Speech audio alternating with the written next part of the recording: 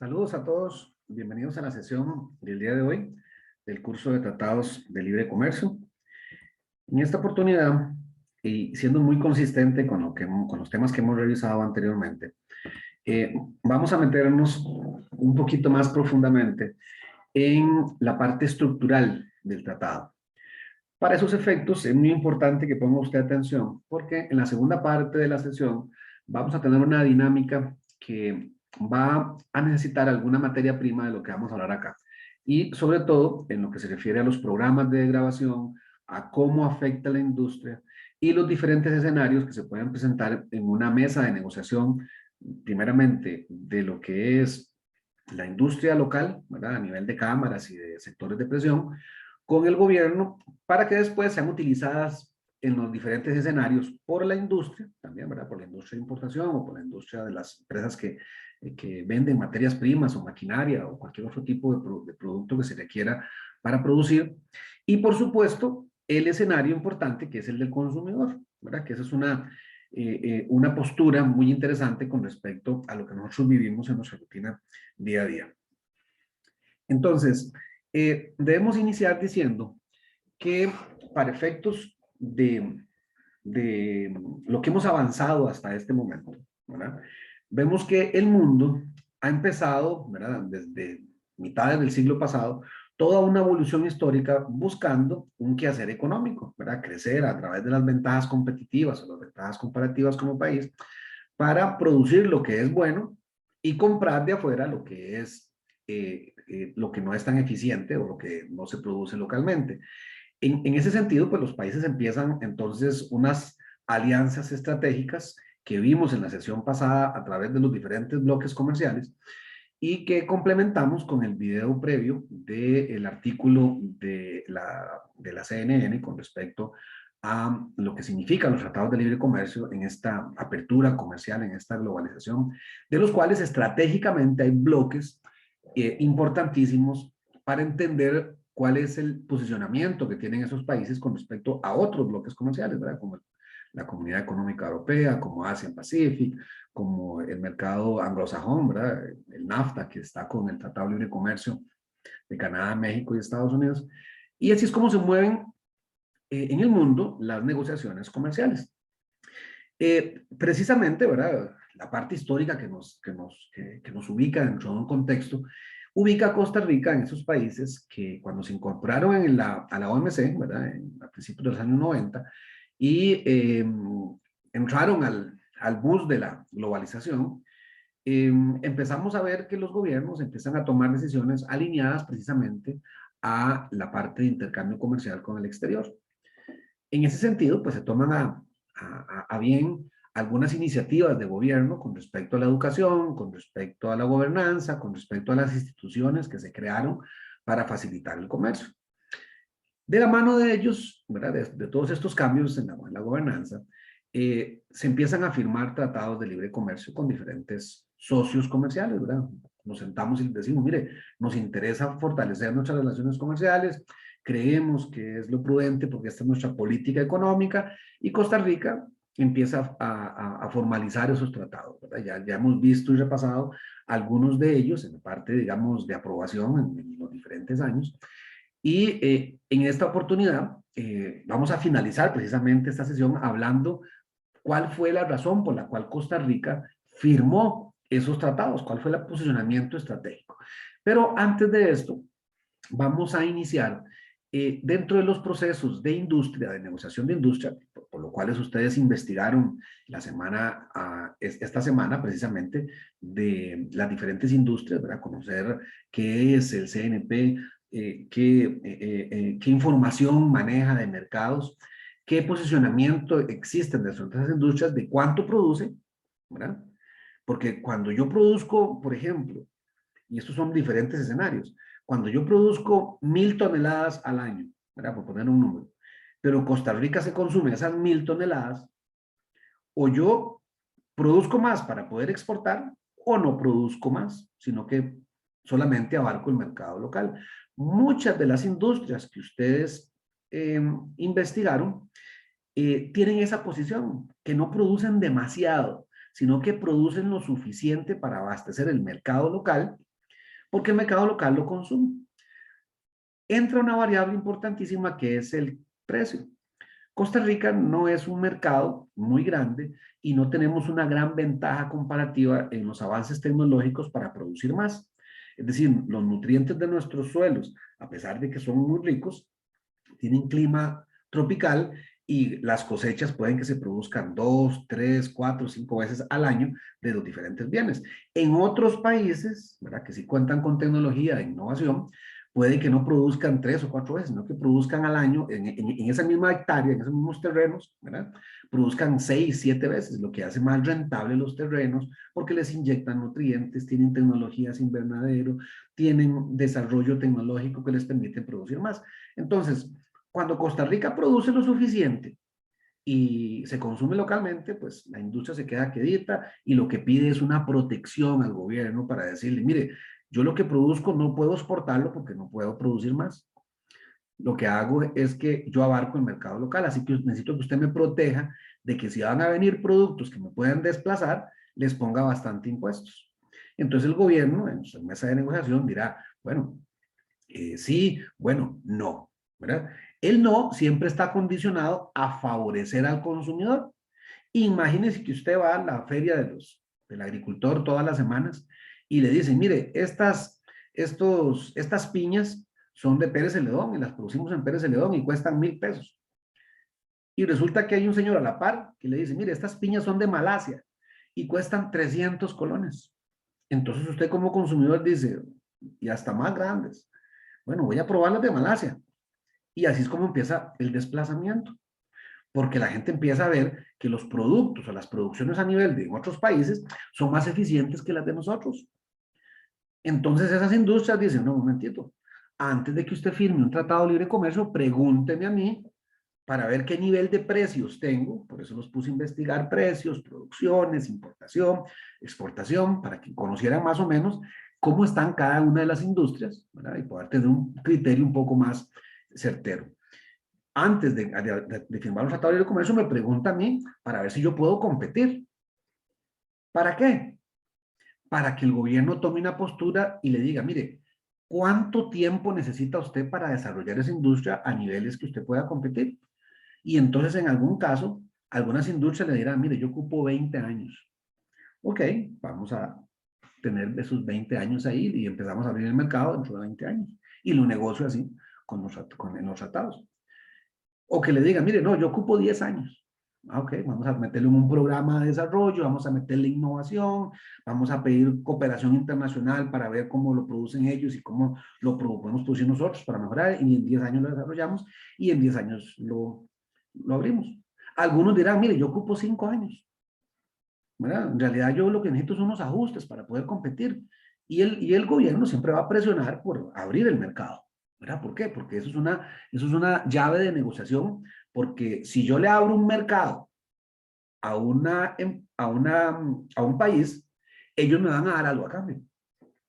Yo cedo una concesión en una industria y usted me cede a mí una concesión en otra industria.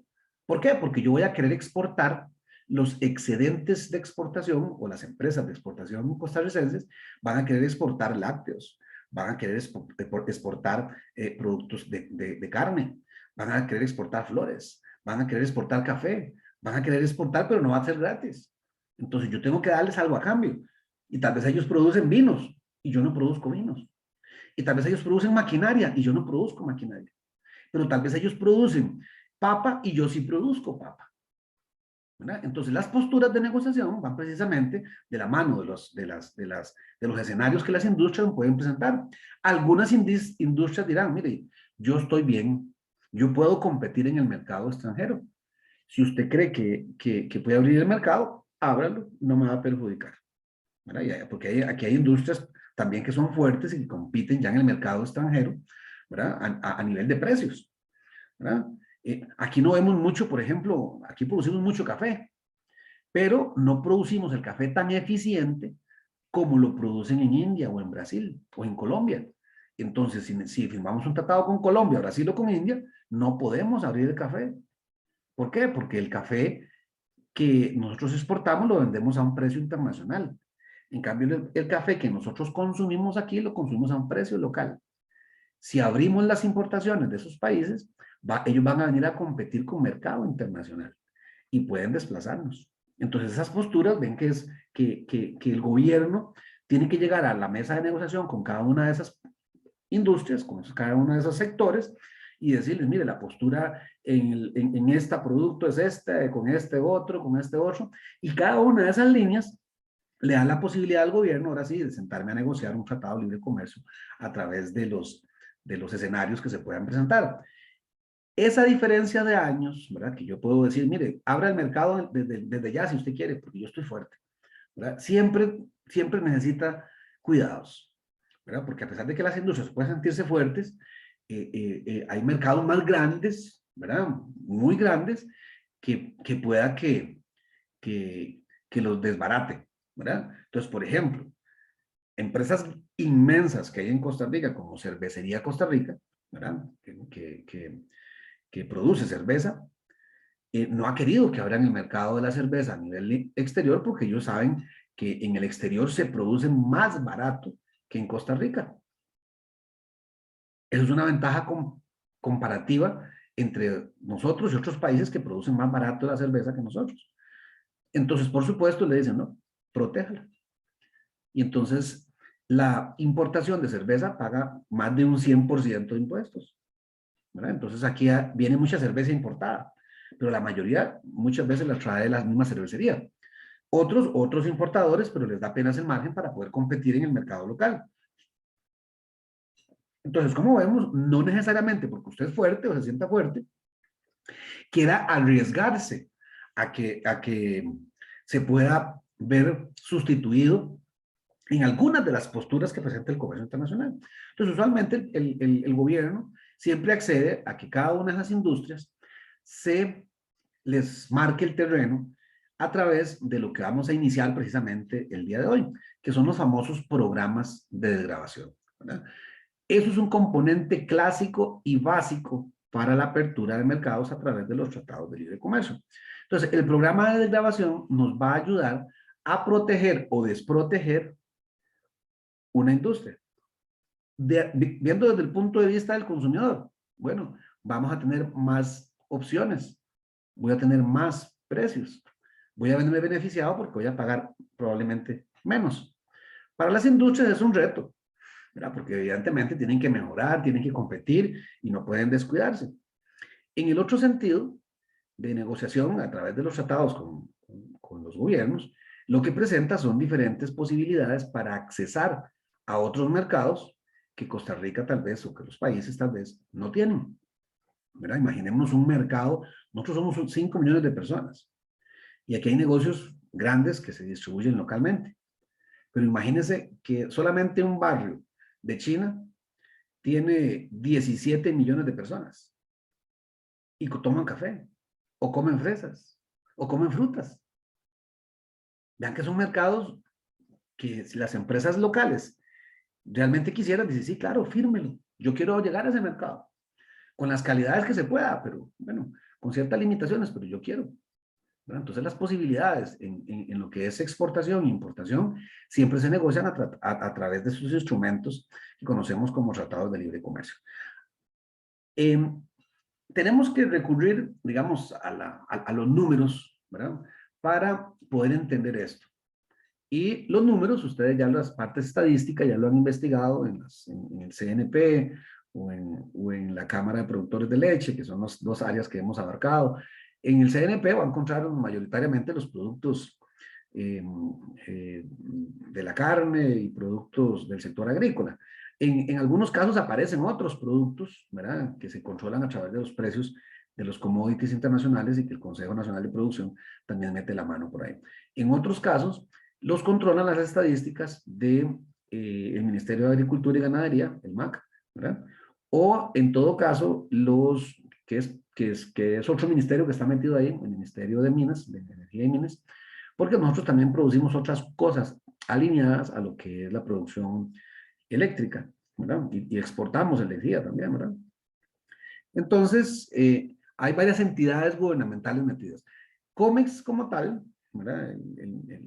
el Ministerio de Comercio Exterior, lo que hace es recolectar toda esa información, sentarse a hablar con las cámaras y decirles, mire, ahora sí, ¿qué es lo que ocupamos? ¿Qué es lo que necesitamos proteger? ¿Qué podemos negociar? ¿Y qué es lo que usted necesita? ¿Verdad? Porque también las cámaras, las industrias, ocupan productos importados para poder producir. Aquí no producimos tractores y ocupamos tractores para sacar nuestra fruta de la tierra. Aquí no tenemos materias primas que se utilizan en las industrias de los lácteos o de la panadería o de las manufacturas. Montones de aditivos alimentarios que no se producen en Costa Rica. El ácido córbico, el benzoato, los sodios, la maltodextrina, una serie de productos que son necesarios para esas industrias, pero que Costa Rica no los produce. Entonces también hay una lista de deseos, una lista prevista de qué productos podrían ser necesarios para que nuestra industria nacional también se fortalezca a través de estas estructuras económicas, por supuesto, las negociaciones comerciales. Entonces, el gobierno se sienta a negociar a través de categorías, ¿verdad? Estas categorías son parte de la práctica que vamos a tener el día de hoy, entonces necesito que me pongan bastante atención. Las categorías se determinan por tratado de libre comercio, ¿verdad? Y de los tratados de libre comercio hay de primera generación, de segunda generación y de tercera generación. Entonces hayamos quedado a hablar de ese tema. Los de primera generación es porque tienen cálculos lineales, ¿verdad? En cuanto a las categorías de desgravación. Entonces, por ejemplo, hablábamos en un sentido genérico, ¿verdad? Que la categoría A en los tratados de libre comercio es desgravación inmediata. Es decir, entra el 1 de enero del 2022 y en ese momento ese producto paga 0 impuestos, ¿verdad? ¿Cuál es el impuesto? Bueno, lo que se refiere al DAI, a lo que es nación más favorecida. El DAI es el único impuesto aduanero, ¿verdad? El ad valorem, y se desgrava en 0. Esa es la categoría A. La categoría B se desgrava a 5 años. Entonces, supongamos que a la hora de negociación, el impuesto que paga de ad valorem ese producto es un 10%. Entonces, si se desgrava a 5 años, se divide 10, que es el porcentaje, entre los 5 años que se va a desgravar, y eso nos da un 2% que se desgrava anualmente. Entonces, el primer año se le quita ese 2% y el primer año lo que pagaría no es un 10, sino que es un 8. El segundo año, otro 2%, entonces pagaría un 6. El tercer año, pagaría un 4. El siguiente año, el cuarto, pagaría un 2. Y el quinto año ya queda libre. Es decir, pagaría 0 impuestos. La desgravación C se difiere a 15 años. Con el mismo ejercicio. Muchas veces vemos porcentajes que son, digamos, fracciones, ¿verdad? O decimales. Y es precisamente por esa condición.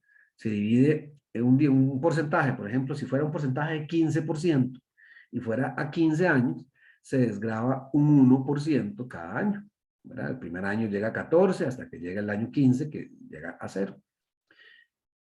La condición D es condición a 20 años, ¿verdad? Y vean que todos son lineales, ¿verdad? Son de grabación 0, 5, 10, 15, 20 años. Y hay otra desgravación de los tratados de libre comercio de primera generación que dice X, que es una X, una E, una X y una C, ¿verdad? Y eso significa excluido, ¿verdad? Si está excluido significa que no se negoció. Y que si no se negoció no tiene plan de desgravación, sino que simplemente se excluyó. Para los tratados de libre comercio de segunda generación, se avanza un poco más, ¿verdad? Con las previas de negociación y se le dan posturas. Esas posturas, ¿verdad? Dentro de los cuartos de negociación, los cuartos adjuntos de negociación, se le da la posibilidad a una industria que está naciendo, ¿verdad? Supongamos que esa industria no existía antes y que ahora sí existe en Costa Rica, ¿verdad? Supongamos, no sé, vamos a ver, Costa Rica ha evolucionado mucho en el mercado médico, ¿verdad? Antes no producíamos un montón de cuestiones médicas, ahora en las zonas francas producimos un montón de cosas en los últimos 20 años, ¿verdad?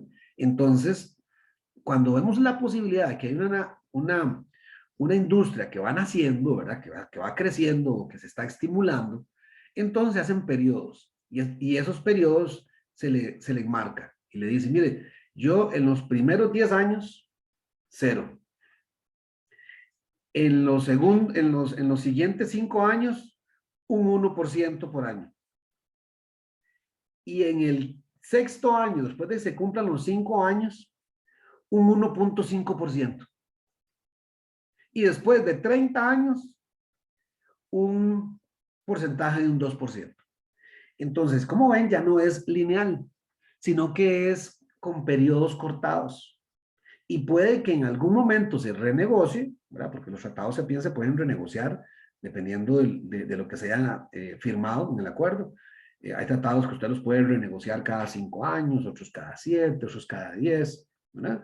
Entonces son procesos que depende de cómo se hayan firmado, pueden presentarse, ¿verdad? Entonces vemos que el de primera y el de segunda generación, esa es una de las diferencias claves. Hay otras, pero esta es la que nos vamos a concentrar porque estamos hablando del programa de grabación arancelaria. Los de tercera generación presentan una condición especial, muy similar a los de segundo con respecto a los periodos, ¿verdad? Pueden ser periodos cortados, pueden ser periodos de grabación lineal y de grabación mixta, es decir, con escala y con corte, ¿verdad? ¿A qué se refiere con escala? Bueno, con escala es que un 1% este año, pero el año siguiente se incrementa un 10% y entonces va a ser un 1.1 cada año. Los siguientes 5 años, cero, ¿verdad? Y los siguientes 5 años, un 2%.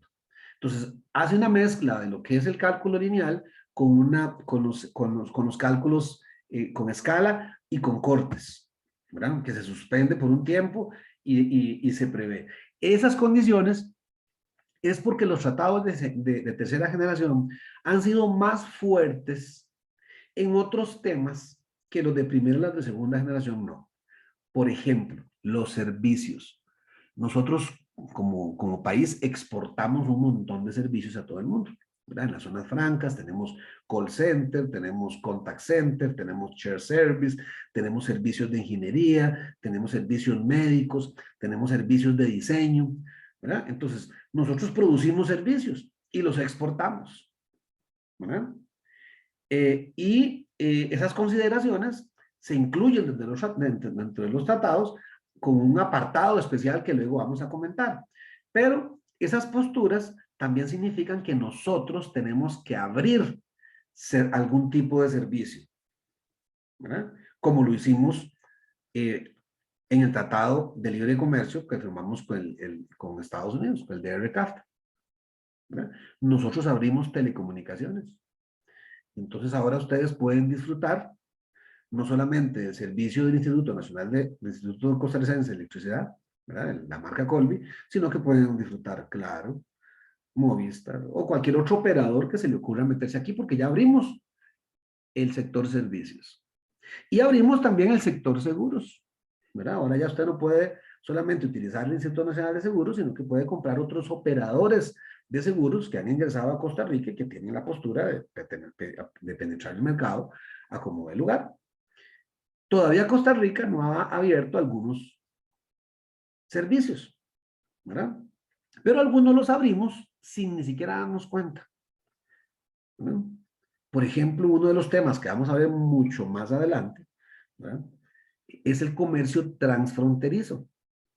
Y ese tema de servicios, nosotros ahorita creemos que nada más es un efecto del Internet y demás, pero es un protocolo internacional que se firmó a través de los tratados de libre comercio. Y aquí existe Uber, y existe Airbnb, y existe, perdón, Open English, o existen todas las aplicaciones de juegos, precisamente porque existe el comercio transfronterizo y se firmó a través de los tratados de libre comercio. De eso vamos a profundizar un poco más adelante, pero es importante saberlo, que los tratados de tercera generación incorporan elementos que apenas se mencionan en los tratados de libre comercio de primera y segunda generación. Además, incorpora un elemento importantísimo. El, el, en los de primera generación, el certificado de origen, que es uno de los temas que nos van a exponer sus compañeros la próxima sesión, el certificado de origen de los tratados de libre comercio de primera generación, quien certificaba, es decir, quien emitía el certificado de origen, era el productor. Es decir, quien produce la mercancía en el país es el que lo emite. En los de segunda generación se amplió para que pudiera ser el exportador. ¿Verdad? Muchas veces el que produce no es el que vende. Entonces se les permitía, a través de los diferentes instrumentos de la certificación como tal, de que se pudiera certificar el origen, el exportador. Los de tercera generación cambian radicalmente ese espectro de certificación, porque los de tercera generación, quien certifica el origen es quien lo compra, es decir, el importador. Y puede ser de una manera digital. Entonces simplifica mucho el hecho de conseguir un certificado, que a veces hay que pedirlo a una cámara o una institución gubernamental en el país de origen, ¿verdad? En Estados Unidos o donde fuera, porque ahora se puede emitir en Costa Rica un certificado de origen de los países que tienen tratados de libre comercio de tercera generación, ¿verdad? Como en el caso del DRCAFTA. Entonces ya ven, ya vamos marcando el camino de cuáles son las diferencias que existen entre los diferentes tratados. De esta manera, llegamos a un punto ahí, ¿verdad? Que lo que nos interesa es el razonamiento, es realmente saber, ¿verdad? Por qué los tratados de libre comercio funcionan a nivel del mundo, pero que no es una sola solución. Hay países alrededor del mundo que no tienen un solo tratado. Nosotros tenemos 14 tratados, 16 en realidad. Entonces, ¿será que es la única ruta? No, el comercio exterior existe por sí solo, con tratados o sin tratados. ¿Qué es la decisión que hemos tomado, digamos, en el caso de Costa Rica? Es una decisión de política comercial que embarca o enlaza diferentes decisiones de los gobiernos de turno de continuar o no con la tendencia de apertura. En este caso particular, pues se ha continuado toda esa tendencia y ahorita hemos firmado 14, 16 tratados de libre comercio. En ese sentido, ¿verdad? Hay decisiones que se tomaron más maduramente y otras que fueron un poco más antojadizas, ¿verdad? Y lo vamos a ver por qué ahora, antes de que finalicemos esta sesión. El punto aquí importante, ¿verdad? Y para efectos de la práctica que vamos a hacer ahora más tarde, es precisamente valorar cuál sería la postura de ustedes como estudiantes y como consumidores de aperturar o no un mercado. Porque cada uno de los productos que ustedes se les asignó, ustedes los conocen. Los compran en los supermercados, los compran en la feria, los han consumido, ¿verdad? Tal vez no están muy enterados de los precios que tienen, pero por otro lado, es evidente que sí nos interesa conocer esa postura y ver realmente qué es lo que significa para todos los efectos esa condición. Sentir por qué es que el industrial busca organismos de presión para que el gobierno, cuando vaya a negociar, los proteja o no. Esto es importantísimo entenderlo precisamente porque imagínense, vamos a ver, imagínense que su familia tenga una huerta y venda lechuga y culantro. Y usted puede venderlo en la feria a 300 colones y que de eso viva su familia y que eso pueda usted estudiar y tener el nivel de vida que tiene. Y que lleguen el día de mañana y le digan, mire, es que estamos trayendo culantro que cuesta 100 colones y el suyo cuesta 400. Y entonces usted diga, bueno, no, ¿qué hago? No puedo venderlo más barato. No puedo venderlo debajo del costo que me cuesta a mí producirlo, ¿verdad? Hay industrias que tienen ciertas rentabilidades y otras industrias que no. El agricultor usualmente es el que gana menos. El intermediario es el que gana más y el supermercado o el que tenga punto de venta gana mucho más. Entonces, esas posturas, usted dice, sí, claro, me tienen que proteger. Pero la otra postura es que usted dice, eh, vamos a ver, en Costa Rica se producen ropa. Fíjese usted qué ropa tiene puesta. ¿Tiene alguna de producto nacional? Entonces usted está consumiendo productos que le están dando dinero a las importaciones y que en algún momento la industria textil se ha debilitado a tal punto que ya casi no existe. Algunos esfuerzos, por ejemplo, con las medias y algunos esfuerzos con ropa interior y algunos otros que se traen hilos de la India y demás que se han producido de una manera eficiente. Pero ya la producción nacional de ropa prácticamente que es muy poca, porque ha sido desplazada por las ropas de marca que vienen de todas las partes del mundo y que evidencia que usted como consumidor tiene una postura que a lo mejor no se sabía, que a lo mejor que usted no la está descubriendo hasta ahora, y como productor nacional usted tiene otra. Si usted dependiera de los textiles, del culantro, del tomate, usted dijera, no, me tienen que proteger. Yo no puedo dejar de comer, tengo que darle comer a mis hermanos, a mis hijos, a mi familia. Pero usted como consumidor no consume nacional. Bueno, entonces usted como consumidor está abriéndose un mercado internacional porque a usted le gustan sus tenis Nike, sus zapatos Reebok, le gusta su ropa de marca, la tecnología. Es evidente que muchas de esas cosas no se producen en Costa Rica ya de por sí, ¿verdad? Entonces usted no va a comprar una lavadora si en Costa Rica no se producen lavadoras, o una tecnología de teléfono celulares cuando en Costa Rica no se producen teléfonos celulares.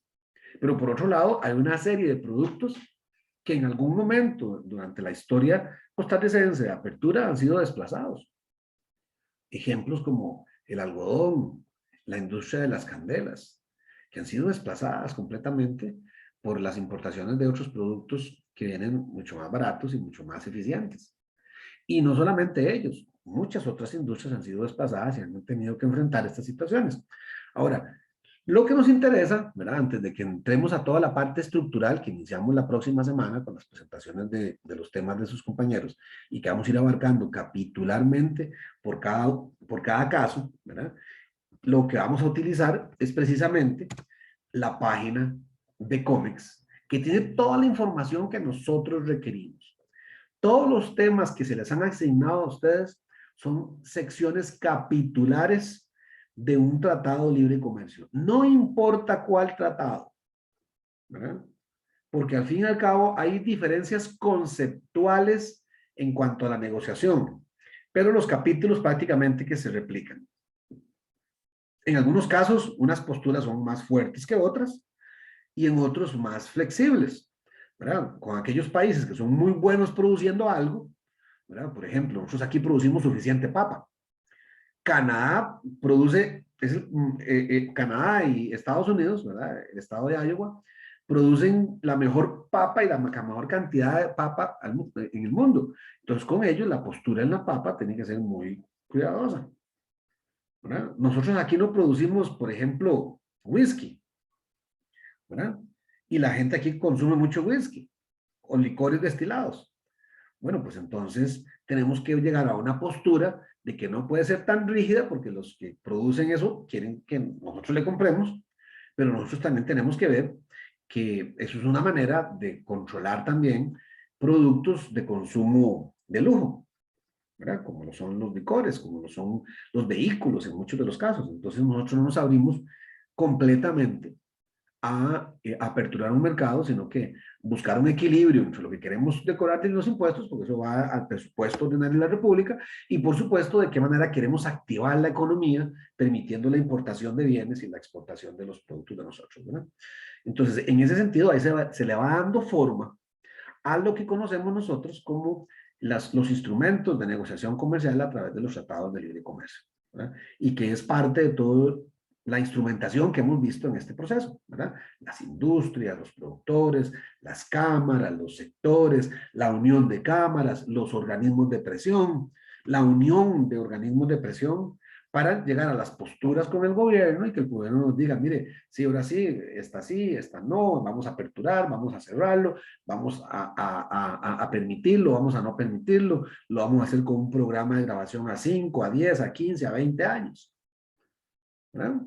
Entonces, muy importante tener claro precisamente que estos temas tienen un contenido jurídico y ese contenido jurídico es un protocolo internacional que está en la administración del tratado. Este curso no vamos a basarnos en la administración del tratado como tal, ¿verdad? Porque lo que nos interesa más es la parte que nos genera un poco más de valor, en lo que es entender qué es el programa de grabación, cuáles categorías de grabación hay y cuál es la parte capitular que incluye cada uno de esos elementos. En la parte capitular que vamos a iniciar la próxima semana, vamos a revisar los principales capítulos, sesión a sesión, ¿verdad? Con las exposiciones de ustedes, que lo vamos a refrescar en cada uno de ellos. Yo voy a reforzar lo que ustedes expongan. Ya ustedes saben cómo deben de exponerlo, ¿verdad? Si tienen dudas con respecto a cómo exponerlo o qué temas incluir, por favor me contactan al WhatsApp. Ustedes tienen mi número telefónico para guiarlos, porque a partir ya de la próxima semana tienen que hacer ese video, tienen que hacer esa investigación y ver qué significa cada una de esas cosas, ¿verdad? Ustedes están en un técnico que es desarrollo de inteligencia de toda la parte aduanera. La lectura de los tratados de libre comercio es aduanas, ¿verdad? Es saber interpretar esos instrumentos que nos permitan aplicarlos de una manera o reconocerlos de alguna manera para un tratado o para otro. No importa cuál tratado de libre comercio, pero interpretarlos de una manera adecuada. Por supuesto, estos programas de grabación arancelaria van de la mano precisamente de cuántos años tiene de vigencia el tratado. ¿Verdad? El primero que firmamos en los principios de los años 90 México. ¿Verdad? Entonces estamos hablando que ya tiene casi 30 años. Entonces todos los programas de grabación que tenían prácticamente están en cero. ¿Verdad? Si hablamos el de Colombia lo firmamos hace casi 2 años. Los programas de grabación son los más recientes, entonces todavía no se han cumplido todos los periodos o categorías que han firmado. Lo que sí es importante es saber que funcionan de la misma manera, ¿verdad? Solo hay que fijarnos en el tipo de categorías, en lo que dice de lo que fue negociado, porque las categorías suelen cambiar, pero tienen la misma significancia. Vamos a finalizar esta sesión hablando con la parte estratégica, con la parte histórica y de gobernanza de por qué Costa Rica firmó un tratado de libre comercio con cada uno de los países que están firmados. El primero que se negoció fue con México. Costa Rica tenía el presidente que era Rafael Ángel Calderón Fournier, hijo de Rafael Ángel Calderón Guardia, padre de las garantías sociales de Costa Rica, y había estudiado con Salinas de Gortari, ¿verdad? Fuera del país, coincidiendo que los dos se volvieron presidentes, uno de México y el otro de Costa Rica. En ese momento se hablaba de la apertura comercial y de incorporarse a la OMC, y por la cercanía de ambos presidentes se dio la primera firma de un tratado de libre comercio con Costa Rica, que ni siquiera sabíamos qué era, que ni siquiera sabíamos con qué se comía. Entonces, México, ¿verdad? Los negociadores de México venían bien afilados porque acababan de firmar el NAFTA. Es decir, acababa México de firmar un tratado de libre comercio con dos potencias primermundistas como son Canadá y Estados Unidos. Entonces, ¿qué sucedió? Prácticamente una violación. El Tratado de Libre Comercio Costa Rica-México favoreció completamente los intereses de México. Y los intereses de los exportadores costarricenses fueron bloqueados sistemáticamente. Nos trataron muy mal. A los 5 años intentamos renegociarlo, pero el tratado decía que no podía hacerse antes de los 8. Finalmente se hizo como a los 10 años, ¿verdad? Y eso significó que apenas 10 años después de que se haya firmado el Tratado de Comercio con México, empezamos a mandarle los primeros productos a México desde Costa Rica. Algunos como café, como leche, como tubería, ¿verdad? Tuvieron que esperar 10 años después. Imagínense lo mal que nos fue con ese tratado de libre comercio, ¿verdad? La experiencia, ¿verdad? Porque nuestros negociadores no tenían, no conocían muchos de los temas que nosotros vamos a abarcar en las estructuras de los capitulares, iniciaron el proceso con otro tratado de libre comercio que lo firmamos con la República de Chile. ¿Por qué? Todavía yo me pregunto. Porque Chile en realidad no era un socio comercial importante en Sudamérica. Nuestro principal socio comercial en Sudamérica siempre fue Colombia. No había otro. Pero firmamos como 20 años antes un tratado libre con Chile y con Perú que con Colombia, que lo acabamos de firmar hace menos de 2 años. Irónico, mal, mal previsto, pero así fue como se firmó. Entonces, el Tratado de Libre Comercio con Chile, de lo único que puedo decir es que empezó a fomentar un poco más la cultura de productos no tradicionales de consumo, como las nueces, como las pasas, como los vinos, que en Costa Rica había poco consumo. Y de Chile era un mercado muy extenso de lo que se refiere a esos bienes. Además, ellos eran productores de cobre, algunos aluminios, ¿verdad? De aleaciones, entonces pudimos fomentar industrias que luego se convertirían aquí en industrias muy grandes en Costa Rica. Por otro lado, el de Perú, otro que fue para mí un gol, ¿verdad? Perú culturalmente es muy diferente a Costa Rica, pero fomentó la inversión. Entonces muchas empresas de productos peruanos quisieron venir a Costa Rica para exportar a la región, es decir, como un hub a adorar a Costa Rica, ¿verdad? Porque muchas de las hierbas y productos culturales que se producen en Perú no se producen en todo el resto de Centroamérica. Entonces, muchos de esos productos usted los ve en la calle, ¿verdad? Eh, esos OmniLife, el Natural Life y todos esos que son productos que son culturales, algunos son de México y algunos son de Perú, ¿verdad? Las raíces y demás son productos que por la altura de Perú tienen, tienen propiedades que son buscadas en el mundo y que Costa Rica no fue la excepción porque muchos de esos productos todavía se traen. Vino en mitad de los años 90 y firmamos el primer tratado de libre comercio con una potencia mundial, que fue con Canadá. Canadá sí nos trató bien. Canadá, por una cuestión de educación de ellos y de cultura, nos enseñaron más de lo que ellos debieron haber hecho. Porque ellos nos dijeron, mire, ustedes producen estos y estos y estos productos. Yo les voy a enseñar y les voy a dar sistemas de cooperación internacional para que ustedes mejoren esa producción. Porque ustedes producen ese bien, pero lo producen muy mal.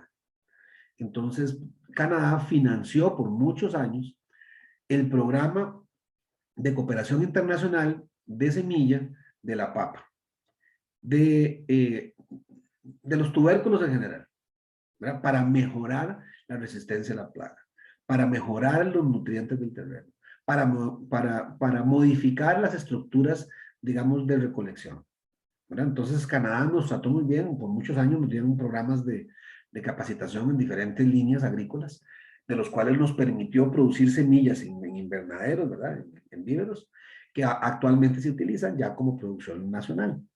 Panamá es uno de los grandes productores de papa, por ejemplo, ¿verdad? Y Costa Rica nunca le ha dejado de comprar papa a Canadá. Y usted dice, papa canadeña, ¿a dónde consumo yo papas de Canadá? Si yo las compro, yo creo que las traen todas del mercado, y todas son de Costa Rica. Bueno, todas las papas de los servicios de comida rápida, que son esas papas largotas, largotas, largotas, que en el mercado internacional se le conoce como papa burra, porque es una papa inmensa que parece una papaya de grande, ¿verdad? Bastante grande. No se produce en Costa Rica, pero es la que se utiliza por su alto contenido de maltodextrina para hacer frituras.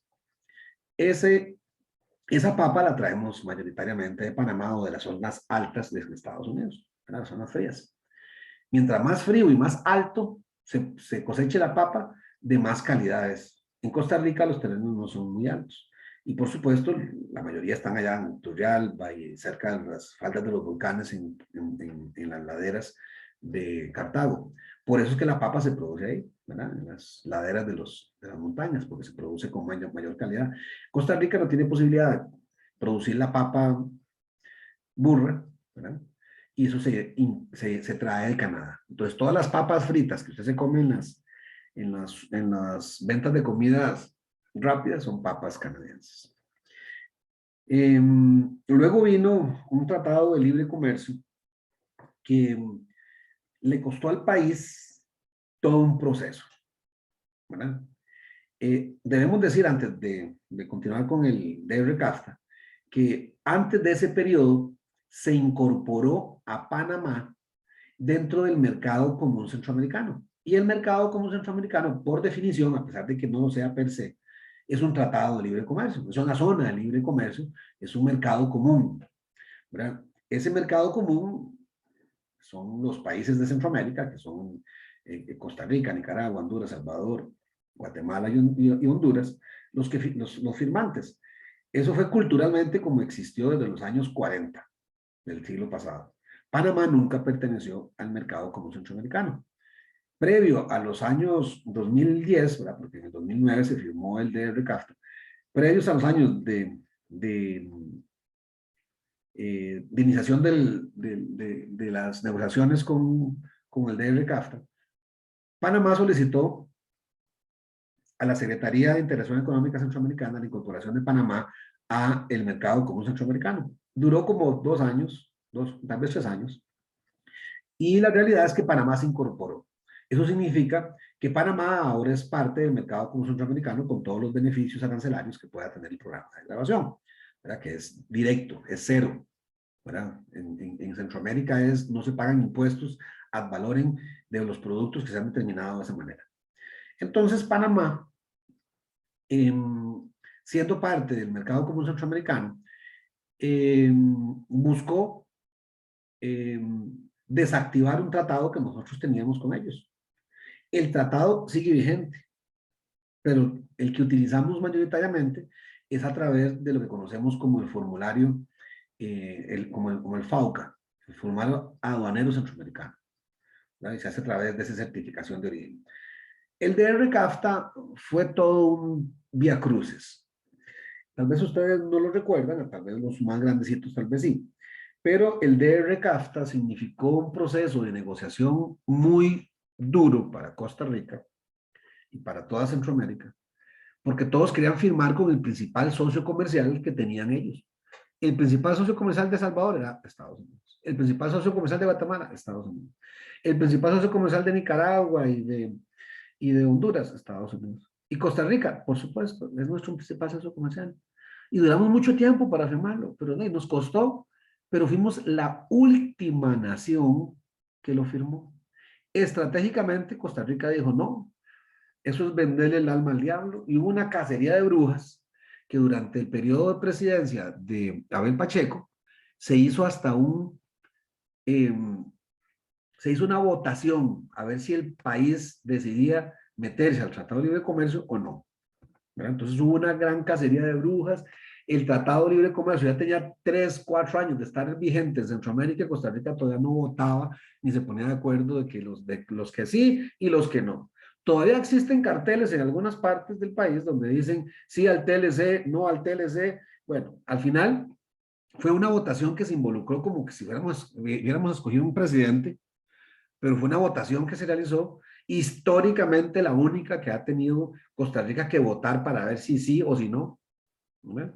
Y al final ganó la del sí, ¿verdad? Entonces se incorporaron, usted no se imagina cómo estaban las calles de violentas en ese momento, porque la gente bloqueaba calles, hacían cualquier cosa para que no le vendiéramos el alma al diablo. Bueno, ya prácticamente casi 13 años después, y nos estamos dando cuenta de que en realidad eran intereses económicos muy particulares los que estaban bloqueando esa posibilidad. Y ahora la realidad es que tenemos una muy buena relación con Estados Unidos, pero perdimos empresas que se fueron de Costa Rica porque no firmábamos el Tratado de Libre Comercio, porque ellos necesitaban el Tratado de Libre Comercio, ¿verdad?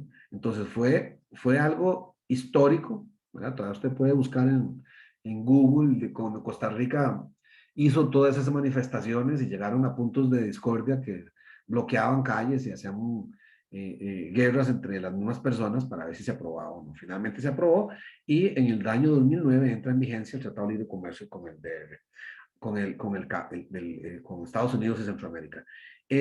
Al final, ¿verdad? El CAFTA, ¿cómo se llama? Tiene al final un DR, que lo vemos por acá, ¿verdad? La realidad es porque ese DR significa República Dominicana, porque se incorporó a la República Dominicana en ese Tratado de Libre Comercio por una cuestión estratégica. Todos los países de Centroamérica tenían un Tratado de Libre Comercio con República Dominicana. República Dominicana tenía un Tratado de Libre Comercio con Estados Unidos. Entonces lo que se hizo fue unificar todos los criterios en cuanto a los términos que se habían negociado. Estados Unidos, por primera vez en la historia de Estados Unidos, el Congreso aprobó un voto acelerado para aprobar el Tratado de Libre Comercio del DR-CAFTA. Y aún así Costa Rica se negó a firmar. ¿Verdad? Ese voto rápido del Congreso permitía que se cambiara la estructura de firmar un solo tratado, sino que firmar un tratado con cada país, porque Costa Rica sí lo solicitó. Costa Rica, ni siquiera fue el resto de la región. Entonces se activó firmar tratados de libre comercio por separado, ¿verdad? Eso fue todo un proceso que marcó el camino de lo que se avecinaba, que era que la Comunidad Económica Europea firmara el primer tratado de asociación con Centroamérica. Pero les dijo, mire, ustedes no me van a hacer la misma que le hizo Estados Unidos. Yo quiero que usted me firme un tratado todos juntos. No voy a firmar un tratado por separado con ustedes. Y entonces Centroamérica dijo, sí, pero es que nosotros no nos ponemos de acuerdo ni nosotros. Bueno, pónganse de acuerdo. Y les voy a dar 10 años para que se pongan de acuerdo. Y voy a firmar el Tratado de Libre Comercio de una vez, para que se beneficien todos ustedes de lo que ya le damos al resto de la región, ¿verdad? Porque debemos de decir que tanto Estados Unidos como la Comunidad Económica Europea, a través de diferentes iniciativas unilaterales que hemos conversado, que se llaman waivers, proveían esas facilidades para ingresar a Estados Unidos, pero unilateralmente. ¿Qué significa unilateralmente? Que hoy lo tengo y mañana se los puedo quitar y no me pueden decir nada. Entonces, los derechos que existían de la iniciativa del Cuenca del Caribe o del Sistema Generalizado de Preferencias de Europa, que favorecía los intereses de Latinoamérica, incluyendo a Centroamérica, convertía esa posibilidad unilateral en un derecho a través de los tratados de libre comercio. Es decir, convertíamos algo que nos daban gratis a algo que ya no nos podían quitar, ¿verdad? A través de los tratados de libre comercio. Entonces, el interés precisamente siempre fue esa voluntad. Estados Unidos nunca nos dio una ayuda así. Europa nos dijo, mire, yo les voy a pagar hasta capacitación y les voy a dar asistencia, cooperación para que ustedes lo logren.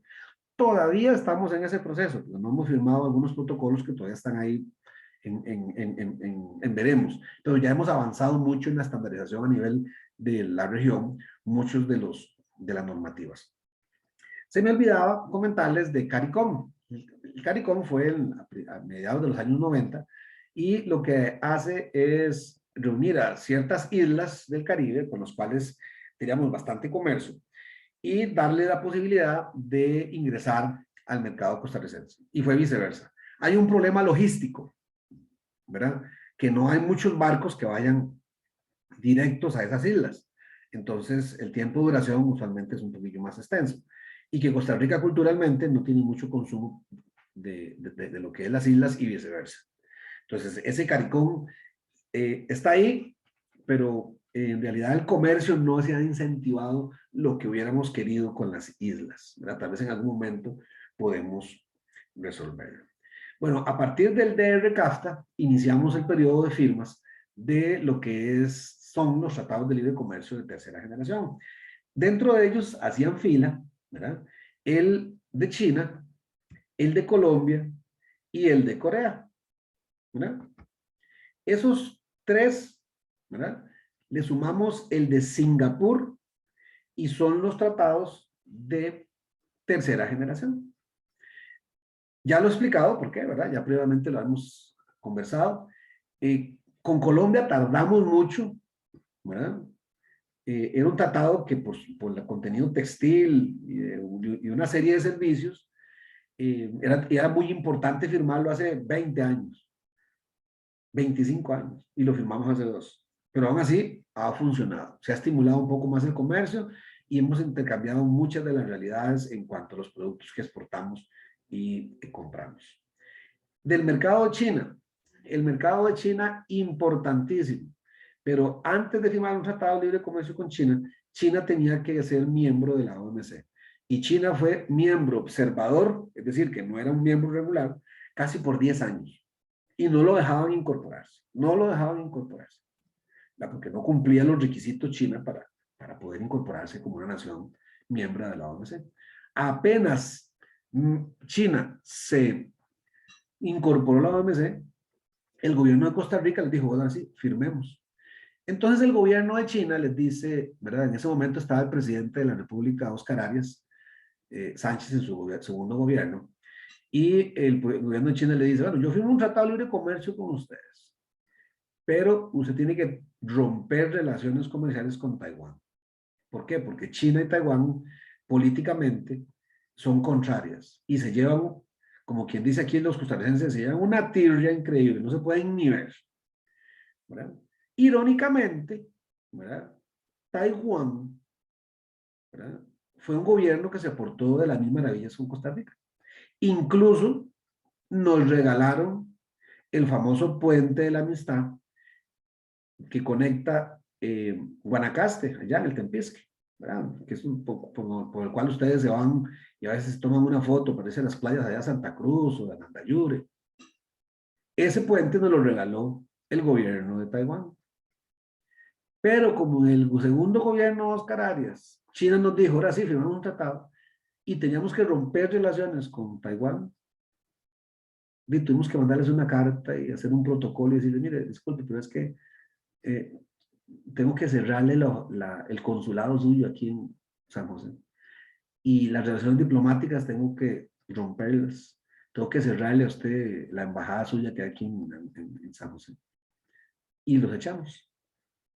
Rompimos relaciones comerciales con Taiwán. Y China nos regaló un estadio, ¿verdad? Que esa es la realidad de la firma del Tratado de Libre Comercio con China, ¿verdad? Cambiamos la postura con Taiwán, firmamos con China y China nos regaló un estadio que es la joya que tenemos allá en la sabana. Después de China, vino el Tratado de Libre Comercio con Corea y Singapur.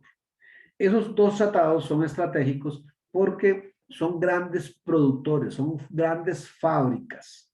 Singapur es un hub de lo que son servicios de transporte marítimo. En Singapur está el puerto de Singapur, es el más moderno del mundo y uno de los que más carga comercial trabaja alrededor de Asia. Corea es uno de los grandes productores de manufacturas y productos genéricos. Y tienen una línea de tecnología que Costa Rica utiliza desde hace muchos años, sobre todo en la parte eléctrica, ¿verdad? Que utilizan los edificios y las casas, los cables, los de alta tensión, las tuberías y demás, ¿verdad? Entonces es muy importante.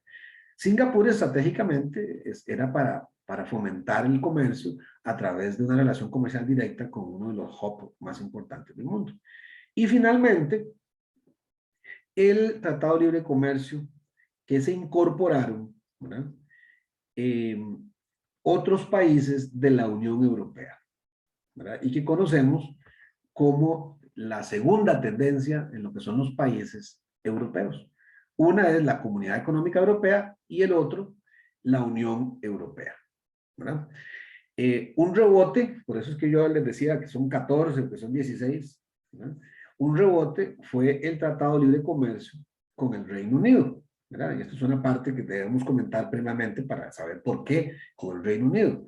Bueno, el Reino Unido, para aquellos que escucharon la noticia en algún momento, decidió a través de una votación, de un referéndum, separarse de la Comunidad Económica Europea. Ese referéndum se conoció como el Brexit, ¿verdad? Entonces el Reino Unido dejó de pertenecer a todos los protocolos internacionales que pertenecía a la Comunidad Económica Europea. Entonces Costa Rica se movió y le dijo, bueno, ya que usted no está ahí, tengo que firmar un tratado libre de comercio con usted. Firmémoslo. Entonces el Reino Unido le dijo, ok, está bien, firmémoslo. El Reino Unido, ¿verdad? Cuando hablamos del Reino Unido, debemos saber de que son varios países, ¿verdad? Reino Unido es de Inglaterra, de Gales, Escocia y de la isla de las Irlandas, ¿verdad? La República de Irlanda. Irlanda del Norte no, ¿verdad? Entonces, ahí hay elementos importantes porque son productos que se traen de esos lugares, sobre todo whiskies y licores destilados, que tienen un reconocimiento en un tratado, ¿verdad? El de la Comunidad Económica Europea, o en el Tratado del Reino Unido, ¿verdad? Que es recientísimo, ¿verdad? Y se dio en tiempos de pandemia, de hecho. Ese es el recorrido que hemos tenido sobre la parte estructural y la parte estratégica de por qué los tratados existen. Y volveremos la próxima semana precisamente para revisar las estructuras capitulares que vamos a iniciar con las exposiciones de ustedes y que vamos a reforzar con complementos de lo que es las realidades en el país.